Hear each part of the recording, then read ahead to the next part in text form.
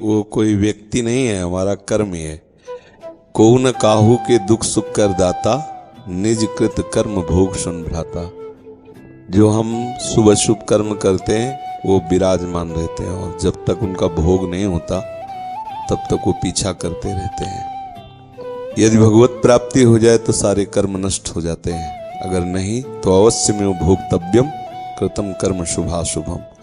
भय देना, संशय पैदा कर देना, फंसा देना, नाना प्रकार के क्लेश पैदा कर देना, बिना किसी बात के भावी भय का चिंतन करके भयभीत हो जाना, ये सब बातें कर्म के, हमारे जो पूर्व कर्म हैं वो बिगड़ गए हैं, वो हमें इस जन्म में परेशान कर रहे हैं। अगर उनसे मुक्ति पाना चाहते हो तो एक ही उपाय है, धर्म पूर्वक चलो और खूब नाम जप करो। अब कोई गंदा कर्म ना होने पावे और नाम जप करो तो भगवान बड़े कृपालु हैं। भगवान कहते हैं अहम त्वाम सर्व पापेभ्यो मोक्षयिष्यामि मा शुचा। मैं तुम्हें समस्त पापों से मुक्त करके पवित्र कर दूंगा। वही कृपा सिंधु मुझे बचा सकते हैं, नहीं तो ऐसे ऐसे हमारे कर्म के हमें दिखाई नहीं दे रहे। जैसे गुप्त रूप से दुश्मन लगा हो और उसके हम निशाने में हो और हमें पता ना हो, ऐसे ही हम बिल्कुल हैं। कर्म हमको अपने निशाने में लिए, बोले अभी तो बहुत अच्छे हंस खेल के गए और ऐसा हो गया, वो तो पहले से ही तैयारी कर्म की, आओ हम तुम्हें देखते हैं। वो कर्म का है, उस कर्म को नष्ट करना एक केवल भगवान के हाथ की बात है। खूब भजन करे, प्रभु से प्रार्थना करे कि मुझे कर्म बंधनों से मुक्त कर दो, क्योंकि ऐसे ऐसे हमसे कर्म हुए कि अगर हम सबका हिसाब भोगने लगे, बहुत जन्म भोगते रहें बराबर तो भी नहीं भोग पाएंगे। तो कृपा करें प्रभु और हमारे कर्म की गोदाम में आग लगा दें, सब भस्म हो जाए तो बात बन सकती है। और ये सब मानना कि कोई हमारे पीछे कुछ लगा दिया है, कुछ ऊपरी चक्कर और भीतरी चक्कर, ये सब बेवकूफ़ी है, इसमें कोई महत्व नहीं है, सब अज्ञान की बातें हैं। खास बातें हैं, अगर हमारा कर्म हमको दंड देना तो अभी भूत बन के लग जाएगा। अब झाड़ फूको, न जाना क्या क्या सब करते घूमो, कर्म बिगड़ गया, रोग बन गया, बोले लीवर खराब, किडनी खराब, ये अब पूरे जीवन भर भोगो। कर्म ही तो है, सब खेल कर्म का है। ना कोई हमें दुख से दे सकता है, ना कोई सुख दे सकता है। हमारे कर्म ही हमको दुख दे रहे हैं, हमारे कर्म ही हमको शुभ जो कर्म है वो सुख भुगता रहे हैं। तो इस दुख सुख से, ये यहाँ का सुख भी दुख रूप ही है।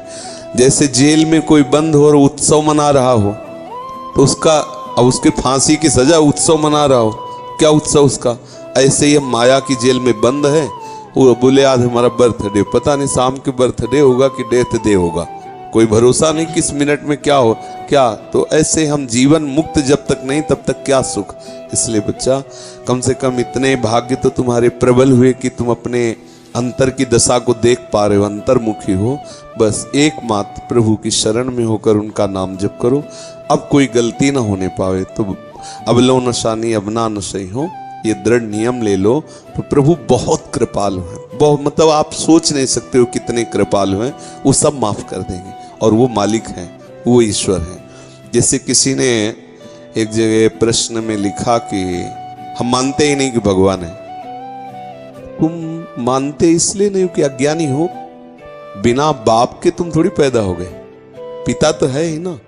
अच्छा, तुम्हारे ना मानने से ऐसा तो नहीं, हम नहीं मानते कि हमारा कोई बाप है, तो तुम्हारी बात मानने थोड़ी होगी। कृति है तो कोई रचने वाला है, कृति माने रचना, इसे प्रकृति कहते हैं। तो बोले सब प्रकृति से है, तो प्रकृति एक रचना है, इस सृष्टि भगवान की एक रचना है, तो इसको रचने वाला भी कोई है। अगर रचना है, मान लो चित्र है तो चित्रकार भी है ना, तो सृष्टि रूपी रचना है तो इसका रचने वाला भी है। अब उसको तुम राम बोलो, कृष्ण बोलो, हरि बोलो, परमात्मा बोलो, ब्रह्म बोलो, जो बोलो, वो है एक, वो है, तुम्हारे ना कहने से नहीं होगा। है मान लोगे तो तुम्हारा मार्ग मंगलमय हो जाएगा, और नहीं मान लोगे तो नास्तिकता में भोगना तो पड़ेगा ही। आप बोलो हम नहीं मानते कोई जेल वेल सजा है, तो बुरे कर्म में जब फंसोगे तब अपने आप अनुभव में आ जाएगा कि कोई जेल है, कोई दंड है, विधान है, कोई सजा है। तो इसलिए नाम जप करो। और हो सके संस्कृत पढ़े हो, संस्कृत पढ़ सकते हो तो श्रीमद् भागवत है ना, उसका भले एक अध्याय संस्कृत से पढ़ो, लेकिन उसको पढ़ो। तो श्रीमद् भागवत बहुत जल्दी सारे अशुभ कर्मों को नष्ट कर देते हैं। धुंधकारी प्रेत बना हुआ है, 7 दिन में और कोई साधना नहीं, केवल सुना तो 7 दिन में उसे हरि रूप प्राप्त हुआ और भगवत पार्षदों के साथ विमान पर आरूढ़ होकर सीधे भगवान के धाम को गया। 7 दिन में, बहुत कम समय में भगवत प्राप्ति कराने वाला परम महामोदमय साधन श्रीमद् भागवत है। तो जो हिंदी है वो अर्थ है समझने के लिए, लेकिन मूल जो है वो मंत्र है श्रीमद् भागवत के, जो संस्कृत में लिखे ना। हाँ, अगर अपने न पढ़ पावे तो किसी उत्तम भागवताचार्य से, जिसको संस्कृत का ज्ञान है और जो ईमानदारी से पूरा पाठ करके ठाकुर जी की प्रसन्नता के लिए सुना सके, तो बैठकर 4-5 घंटे रोज सुन ले। 7 दिन किसी भागवताचार्य से पाठ करवा ले संस्कृत से, अपने कुटिया में या जहाँ भी जैसे बने, और नहीं तो स्वयं 1 अध्याय 2 अध्याय रोज पाठ करे। अब ऐसा तो भागवत बहुत कृपा में है, साक्षात श्री कृष्ण का वांग्मय स्वरूप है, सारे अशुभों को नष्ट कर देता है।